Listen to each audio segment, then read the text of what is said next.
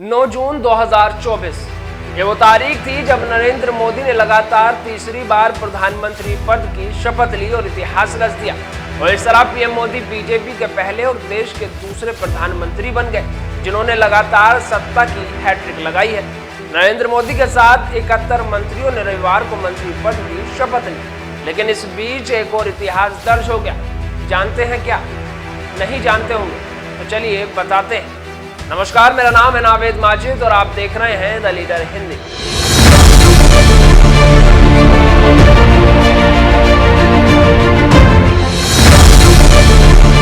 दरअसल मोदी सरकार 3.0 के मंत्रिमंडल में 71 मंत्री शामिल हुए, लेकिन इसमें एक भी मुस्लिम चेहरे को जगह नहीं मिली।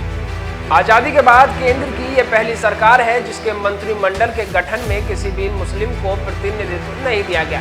यह एक इतिहास ही तो है। और एक सज्जन शपथ से एक दिन पहले कह रहे थे कि भाजपा कुछ अलग करेगी और सब चौंक जाएंगे क्योंकि भाजपा इतिहास रचने में माहिर है। सही कहा था उस सज्जन व्यक्ति ने। भाजपा ने कल इतिहास रच दिया और एक तो मोदी की हैट्रिक और मंत्रिमंडल में किसी मुस्लिम चेहरे का नाम न शामिल करके एक साथ 2 इतिहास रच दिए। बता दें कि नरेंद्र मोदी के नेतृत्व वाली केंद्र की सरकार में मुस्लिम प्रतिनिधित्व का सिलसिला 3 से शुरू होकर अब 0 पर अटक गया है। प्रधानमंत्री नरेंद्र मोदी की कैबिनेट के अंतिम मुस्लिम मंत्री मुख्तार अब्बास नकवी थे।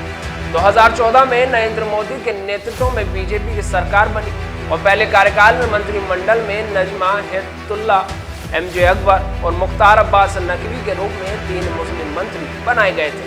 नजमा हेपतुल्ला केंद्र में कैबिनेट मंत्री बनी थी तो एमजे अकबर और नकवी राज्य मंत्री थे। वहीं 2019 में मुख्तार अब्बास नकवी को दोबारा कैबिनेट में जगह मिली थी, लेकिन 2022 में राज्यसभा का कार्यकाल पूरा होने के बाद नकवी ने मंत्री पद छोड़ दिया था। इसके बाद से केंद्र सरकार में किसी मुस्लिम को शामिल नहीं किया गया। इस तरह मोदी कार्यकाल में शुरू हुआ 3 मुस्लिम मंत्रियों से सिलसिला 0 पर पहुंच गया।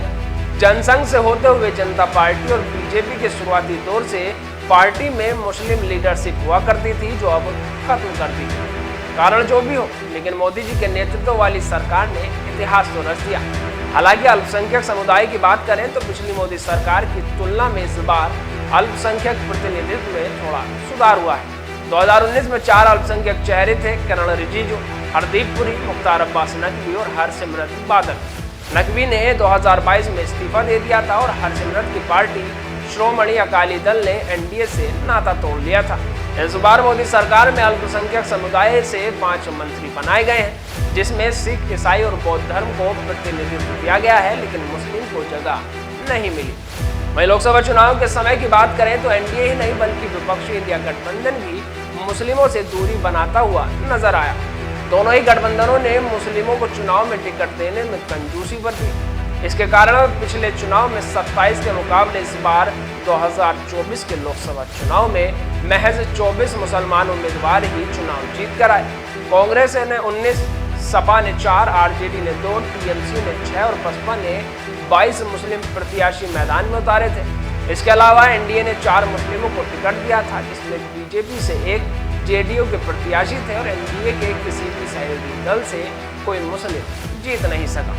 खैर, फिलहाल के लिए इतना ही। आपको ये वीडियो कैसी लगी कमेंट बॉक्स में ज़रूर बताइएगा और इस पर आपकी क्या राय है कमेंट बॉक्स में ज़रूर बताइएगा और हमारे चैनल को लाइक, शेयर और सब्सक्राइब ज़रूर करिएगा। धन्यवाद।